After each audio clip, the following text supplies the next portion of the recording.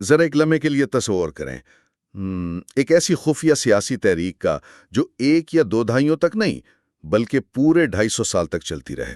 250 سال یہ کوئی معمولی عرصہ نہیں ہے۔ بالکل، مطلب ایک ایسا انڈر گراؤنڈ نیٹ ورک جو تاریخ کی سب سے ظالم اور جابر سلطنتوں کی ناک کے نیچے کام کر رہا ہو، جو نسل در نسل منتقل ہو رہا ہو اور جس کے رہنما ایک کے بعد ایک قتل کیے جا رہے ہوں لیکن تحریک کی بنیاد میں دراڑ تک نہ آئے۔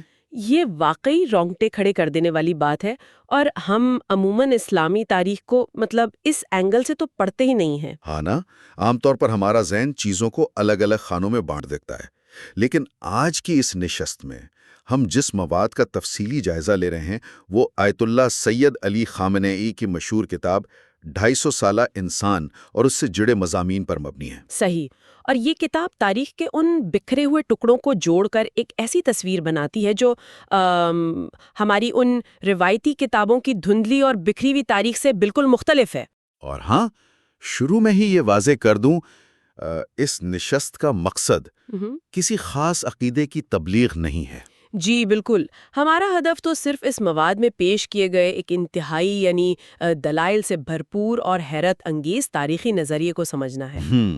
کیونکہ یہ کتاب دعویٰ کرتی ہے کہ 11 ہجری سے لے کر 260 ہجری تک، یعنی رسول اللہ کی وفات سے لے کر 11ویں امام کی شہادت تک، تمام ائمہ معصومین کی زندگیاں بظاہر جتنی بھی مختلف نظر آئیں، دراصل وہ ایک ہی طویل، منظم اور تسلسل کے ساتھ چلنے والی سیاسی تحریک کا حصہ تھیں۔ اور میرا تو سچی بات ہے، سب سے بڑا جھٹکا جو اس کتاب کو پڑھ کر لگتا ہے وہ اسی بنیادی خاکے کا ٹوٹنا ہے جو ہمارے ذہنوں میں بیٹھا ہوا ہے۔ اچھا، ذرا اسے کھول کر بیان کرتے ہیں۔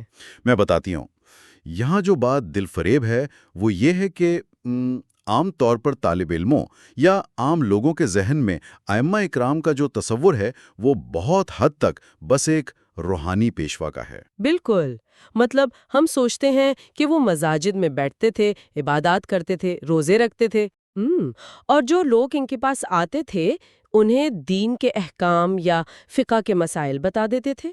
ہاں، یا زیادہ سے زیادہ کچھ علمی یا کلامی بحثیں کر لیں، بس۔ کیا ایسا نہیں ہے؟ بالکل نہیں، اور یہی وہ صوفیانہ یا صرف عبادتی خاکہ ہے جسے یہ کتاب سختی سے مسترد کرتی ہے۔ مصنف کے مطابق ائمہ کی زندگیوں کو محض اس روحانی یا تدریسی دائرے تک محدود کر دینا ان کے ساتھ ایک بہت بڑی زیادتی ہے۔ اوہ، تو پھر اصل حقیقت کیا تھی؟ در حقیقت ان کی زندگیاں ایک مسلسل، کٹھن اور انتہائی منظم سیاسی جدوجہد سے عبارت تھیں۔ ان کے نزدیک امامت کا مطلب صرف یہ نہیں تھا کہ وہ لوگوں کو نماز روزے کے طریقے سکھائیں۔ تو پھر امامت کا اصل مفہوم کیا تھا ان کے ہاں؟ ان کے ہاں اس کا اصل مفہوم اسلامی معاشرے کی حکمیت، قیادت اور اقتدار تھا۔ ایک منٹ رکیے گا، اگر ان کا اصل مقصد واقعی حکومت اور اقتدار حاصل کرنا تھا تو پھر تاریخ کے سب سے بڑے واقعات میں سے ایک کو ہم کیسے سمجھیں گے؟ آپ کس واقعے کی طرف اشارہ کر رہے ہیں؟ میرا مطلب ہے حضرت علی کی زندگی، انہوں نے پیغمبر اسلام کی وفات کے بعد 25 سال تک خاموشی کیوں اختیار کی؟ وہ تو بالکل سیاسی منظرنامے سے ہی ہٹ گئے تھے۔ یہ سوال بہت عام ہے اور بہت اہم بھی۔ مطلب اگر مقصد ایک سیاسی تحریک کا قیام تھا تو انہوں نے اس وقت جنگ کیوں نہیں کی؟ یہ تو اقتدار کی جدوجہد نہیں لگتی نا؟ یہ بہت زبردست سوال ہے، اور اگر ہم اسے بڑی تصویر کے ساتھ جوڑ کر دیکھیں تو کتاب اسی نقطے کو بہت گہرائی میں جا کر واضح کرتی ہے۔ اچھا، وہ کیسے؟ مصنف بتاتے ہیں کہ اقتدار کی ہوس اور ایک نظریاتی ریاست کی بقا میں بہت بڑا فرق ہوتا ہے۔ حضرت علی کی 25 سالہ خاموشی کسی کمزوری کی وجہ سے نہیں تھی۔ تو پھر کس وجہ سے تھی؟ یہ اس وقت کی سب سے بڑی اسٹریٹجک ضرورت تھی۔ آپ دیکھیں نا، اس وقت اسلامی ریاست بالکل نئی تھی۔ اور روم اور فارس کے سلطنتیں تو طاق میں بیٹھی تھیں۔ بالکل، وہ سرحدوں پر کھڑی تھی کہ کب مسلمان آپس میں لڑیں اور وہ مدینے پر حملہ کر دیں۔ اگر اس وقت اندرونی خانہ جنگی شروع ہو جاتی تو اسلام کا نام و نشان مٹ جاتا۔ ارے واہ، یعنی تحریک کے پہلے قدم کے طور پر انہوں نے اپنی حق تلفی برداشت کی تاکہ وہ بنیاد ہی سلامت رہے جس پر مستقبل کی عمارت کھڑی کرنی تھی۔ جی ہاں، بالکل ایسا ہی ہے۔ اچھا، یعنی وہ خاموشی بھی اسی سیاسی حکمت عملی کا ایک حصہ تھی کہ پہلے گراؤنڈ کو بچایا جائے۔ یہ تو سمجھ آ گیا۔ لیکن چلیں، اگر ہم یہ مان بھی لیں کہ مقصد ایک ہی تھا تو پھر آگے چل کر جو تضادات ہمیں نظر آتے ہیں ان کا کیا کریں؟ تضادات؟ کیسے تضادات؟ مطلب ہم دیکھتے ہیں کہ ایک طرف امام حسن ہیں جو وقت کے حکمران کے ساتھ باقاعدہ صلح کا معاہدہ کر رہے ہیں، جنگ سے پیچھے ہٹ رہے ہیں، صحیح۔ اور بالکل ان کے بعد ان کے بھائی امام حسین ہیں جو یزید کی بیعت کرنے کے بجائے کربلا کے میدان میں اپنے پورے خاندان کو قربان کر دیتے ہیں لیکن صلح نہیں کرتے۔ یہ بظاہر ایک بہت بڑا تضاد لگتا ہے۔ ہاں نا، ایک بھائی صلح کر رہا ہے، دوسرا جنگ، یہ کیسے ایک ہی تحریک ہو سکتی ہے؟ اور یہی وہ مقام ہے جہاں مورخین سب سے زیادہ الجھتے ہیں، اور اسی الجھن کو سلجھانے کے لیے مصنف وہ تصور پیش کرتے ہیں جو اس کتاب کا عنوان بھی ہے۔ یعنی 250 سالہ انسان؟ بالکل، ان کا استدلال یہ ہے کہ ہمیں ان ائمہ کو الگ الگ ایک دوسرے سے کٹے ہوئے افراد کے طور پر نہیں دیکھنا چاہیے۔ تو پھر کیسے دیکھیں؟ اس کے بجائے فرض کریں کہ یہ ایک ہی انسان ہے جس کی عمر 250 سال ہے، اس کا ہدف ایک ہے، اس کا نظریہ ایک ہے، لیکن وہ ایک بہت طویل سفر پر نکلا ہوا ہے۔ اور ظاہر ہے 2.5 صدیوں کے سفر میں موسم اور راستے کے حالات یکساں تو نہیں رہیں گے نا؟ جی، راستے کی رکاوٹیں بدلتی رہیں گی۔ اس کی مثال تو ہم یوں لے سکتے ہیں نا کہ جیسے ہم کسی لمبی مسافت پر گاڑی چلا رہے ہوں، اگر سامنے ایک سیدھی اور ہموار ہائی وے ہے تو ہماری رفتار تیز ہوگی۔ بالکل، ہم ٹاپ گیئر میں ہوں گے۔ ہاں، لیکن اگر اچانک کوئی خطرناک کچا پہاڑی راستہ آ جائے جہاں ذرا سی غلطی سے گاڑی کھائی میں گر سکتی ہو تو ہم ترنت بریک لگاتے ہیں۔ بالکل، گیئر بدل لیتے ہیں اور بہت دھیان سے گاڑی نکالتے ہیں۔ مطلب ہمارا مقصد گاڑی کو روکنا یا منزل کو بدلنا نہیں ہوتا۔ صحیح کہا آپ نے، مقصد اس خاص راستے کی رکاوٹوں کے حساب سے خود کو ایڈجسٹ کرنا ہوتا ہے تاکہ سفر جاری رہ سکے۔ تو کیا امام حسن اور امام حسین کے ادوار میں بھی یہی ہوا؟ یہ تشبیہ صورتحال کو بالکل واضح کر دیتی ہے۔ امام حسن کے دور میں معاویہ نے ایک ایسا جال بچھایا تھا کہ اگر جنگ ہوتی تو نہ صرف امام حسن شہید ہو جاتے بلکہ ان کے مٹھی بھر مخلص ساتھی بھی مارے جاتے ہیں۔ جی، اور تاریخ میں اسے حق کو باطل کی جنگ کے بجائے محض 2 گروہوں کے اقتدار کی لڑائی بنا کر پیش کیا جاتا۔ تو وہ خطرناک پہاڑی راستہ تھا جہاں گیئر بدلنا اور صلح کرنا ضروری تھا؟ بالکل، تاکہ نظریاتی پیروکاروں کی نسل کو بچایا جا سکے۔ لیکن امام حسین کے دور میں یزید کی صورت میں جو حالات تھے، وہاں تو اسلام کی بنیادی تبدیل کی جا رہی تھی نا؟ ہاں، وہاں صلح کا مطلب اسلام کا نظریاتی خاتمہ تھا۔ وہاں ہائی وے پر فل سپیڈ سے ٹکرانا ضروری تھا۔ زبردست، مطلب بظاہر طریقہ کار مختلف تھا لیکن دونوں ایک ہی گاڑی کو چلا رہے تھے، ایک ہی منزل کی طرف۔ جی ہاں، بالکل ایسا ہی ہے۔ تو پھر وہ منزل کیا تھی؟ ہم یہ تو سمجھ گئے کہ وہ گیئر بدل رہے تھے اور حالات کے مطابق حکمت عملی اپنا رہے تھے، لیکن وہ گاڑی جا کہاں رہی تھی؟ ان کا حتمی ہدف ایک مثالی، عادلانہ اور خالص الہی حکومت کا قیام تھا۔ مطلب وہ دیکھ رہے تھے کہ اسلامی خلافت کا جو حقیقی تصور تھا اسے اموی اور پھر عباسی خاندانوں نے بگاڑ دیا ہے۔ بالکل، انہوں نے اسے ایک جابرانہ بادشاہت میں بدل دیا تھا۔ انہوں نے طاقت کے زور پر تخت پر قبضہ کیا ہوا تھا۔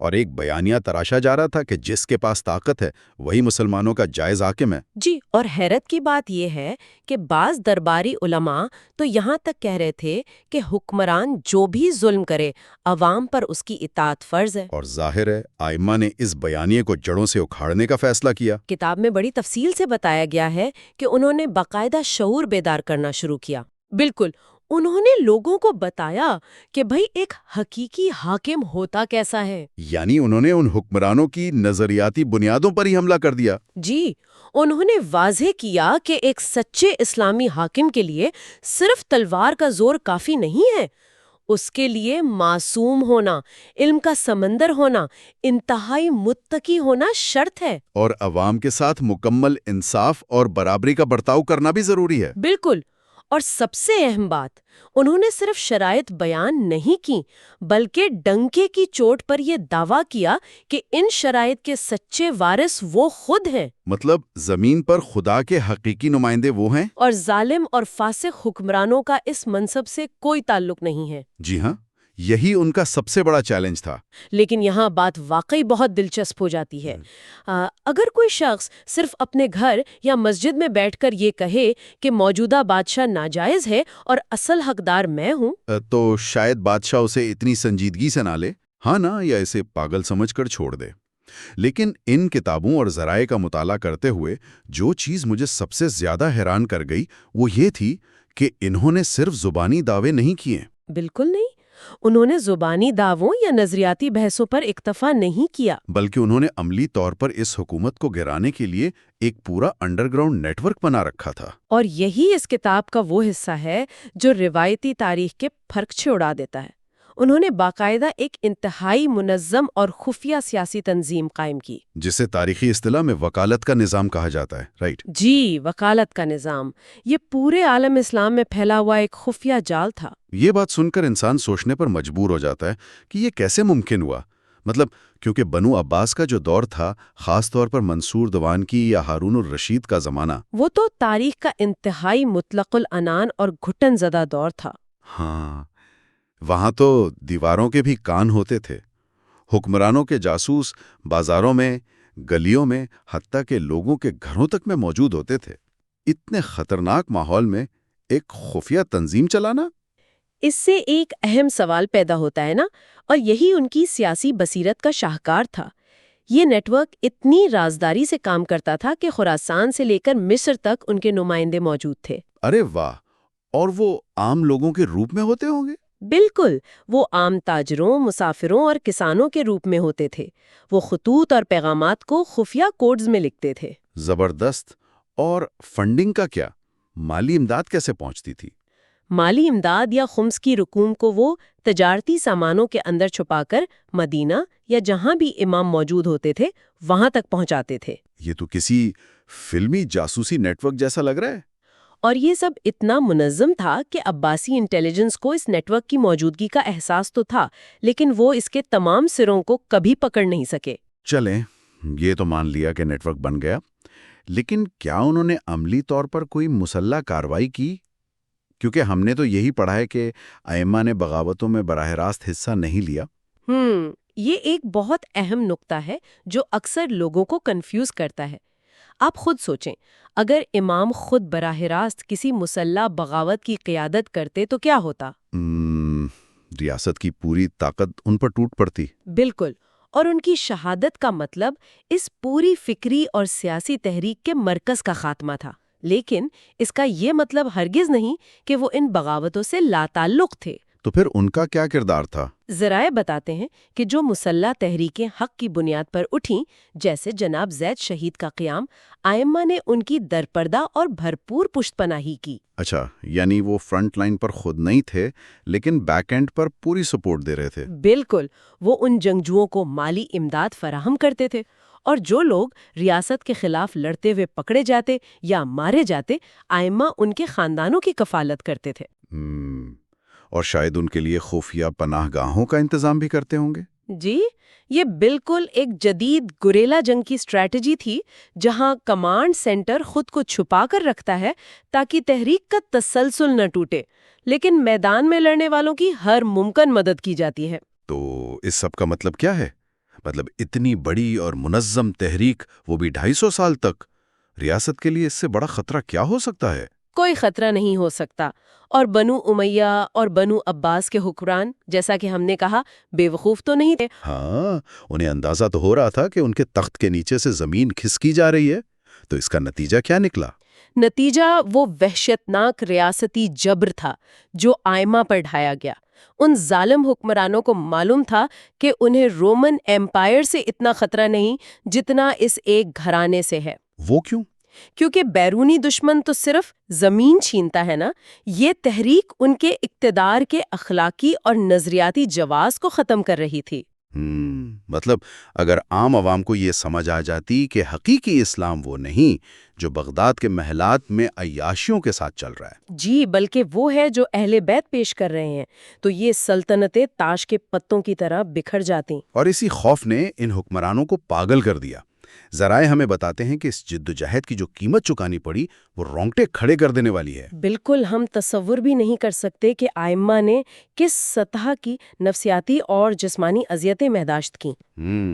کئی سال تک اندھیرے، حبس زدہ تہخانوں میں قید رہنا، جہاں دن اور رات کا فرق مٹ جاتا تھا۔ جی ہاں، اپنے آبائی شہروں، اپنے گھروں سے زبردستی جلاوطن کر کے فوجی چھاونیوں میں نظر بند کیا جانا، جیسے سامرا کا علاقہ تھا جہاں امام کے گھر کے چاروں طرف فوج کا پہرا ہوتا تھا، تاکہ کوئی ان تک نہ پہنچ سکے۔ یہ کڑا محاصرہ، یہ جاسوسی کا جال، اور پھر اس سفر کا اختتام کس طرح ہوتا تھا؟ تاریخ گواہ ہے کہ ایک کے بعد ایک ان تمام ائمہ کو جو بظاہر مساجد میں بیٹھ کر صرف تعلیم دے رہے تھے، انہیں زہر کے پیالوں سے یا تلوار کے وار سے شہید کر دیا گیا۔ اور یہ بات سوچنے کی ہے کہ اگر وہ واقعی صرف نماز روزے کی بات کر رہے ہوتے اور ان سے کوئی سیاسی خطرہ نہ ہوتا تو دنیا کے سب سے طاقتور بادشاہوں کو انہیں رات کے اندھیرے میں زہر دلوانے کی کیا ضرورت تھی؟ بالکل کوئی جواز ہی نہیں بنتا۔ ان کی شہادتیں بذات خود اس بات کی سب سے بڑی گواہی ہیں کہ وہ وقت کی جابر ریاستوں کے لیے ایک مستقل، منظم اور شدید سیاسی خطرہ تھے۔ مطلب ریاستی جبر کا ہر وہ ہتھ کنڈا جو ایک تحریک کو کچلنے کے لیے استعمال ہو سکتا تھا، ان پر آزمایا گیا۔ لیکن اس 250 سالہ انسان کی حکمت اور استقامت کا کمال دیکھیں۔ قید، زہر اور تلواروں کے باوجود یہ تحریک کبھی رکی نہیں، کبھی ختم نہیں ہوئی۔ سبحان اللہ، ایک امام زمین پر گرتا تھا تو دوسرا اسی مشن کے ساتھ کھڑا ہو جاتا تھا۔ جی، اور یہ سلسلہ 260 ہجری تک، یعنی غیبت صغریٰ کے آغاز تک بغیر کسی تعطل کے جاری رہا۔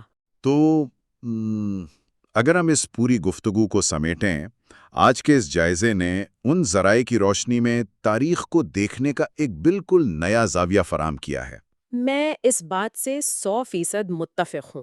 ان روحانی پیشواؤں کی وہ تصویر جو بس گوشہ نشینی اور عبادت تک محدود تھی، وہ بدل کر ایک ایسے عظیم و شان اور منظم انقلابی کینوس میں ڈھل گئی ہے جس میں صلح، جنگ، خاموشی، تدریس اور قربانی، یہ سب ایک ہی طویل مدتی سیاسی تحریک کے مختلف موڑ نظر آتے ہیں۔ جی بالکل، اور میرا خیال ہے اس کتاب کی سب سے بڑی کامیابی یہی ہے کہ یہ پڑھنے والے کو مجبور کرتی ہے کہ وہ تاریخ کو الگ تھلگ واقعات کے طور پر نہ دیکھے، بلکہ اس کے پیچھے چلنے والے نظریاتی تسلسل کو سمجھے۔ ایک عادلانہ نظام کی جدوجہد کوئی وقتی ابال نہیں ہوتی، یہ ایک الہی مشن ہے جس کے لیے نسلوں کی قربانی اور بے پناہ ثابت قدمی چاہیے ہوتی ہے۔ کیا بات ہے! اور اسی بات سے آج کا وہ آخری اور اہم سوال جنم لیتا ہے جو ہم سب کے لیے ایک لمحہ فکریہ ہے۔ وہ کیا؟ ذرا اس پر غور کیجیے گا۔ آج کی ہماری یہ جدید دنیا اور ہمارے موجودہ معاشرے جو بہت جلد نتائج کی توقع رکھتے ہیں، ہم چاہتے ہیں کہ آج کوئی تحریک شروع ہو اور ہفتوں یا مہینوں میں کوئی بڑا سیاسی انقلاب آ جائے۔ یہ تو آج کل کا المیہ ہے۔ لیکن اگر ایک نظریاتی تحریک وقت کی سب سے بڑی سپر پاورز کے بدترین ریاستی جبر، مسلسل قید و بند اور یکے بعد دیگرے اپنے عظیم ترین رہنماؤں کی شہادتوں کے باوجود 2.5 صدیوں تک، یعنی پورے 250 سال تک اپنی حکمت عملی کو حالات کے مطابق بدلتے ہوئے بھی اپنے حتمی ہدف پر اس قدر ثابت قدم رہ سکتی ہے، تو ہم آج کے اس دور میں طویل مدتی منصوبہ بندی، برداشت اور ایک حقیقی نہ ٹوٹنے والی سیاسی استقامت کے بارے میں اس 250 سالہ ماڈل سے کیا کچھ سیکھ سکتے ہیں؟ یہ واقعی وہ سوال ہے جو کتاب ختم ہونے کے بعد بھی ذہن میں گونجتا رہتا ہے۔